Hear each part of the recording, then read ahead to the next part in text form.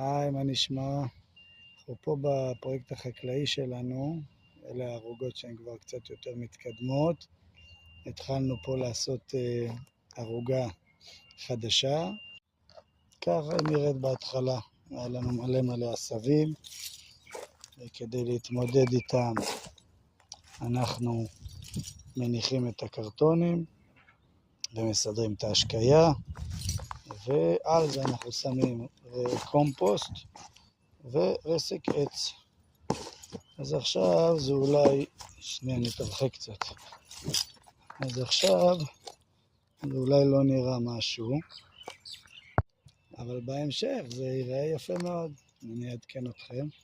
אפשר לראות פה את כל מה שכבר מצליח לנו, כל הברוקולי, כל הבסיליקום, יש לנו שם עגבניות כתומות, ממש מקסים.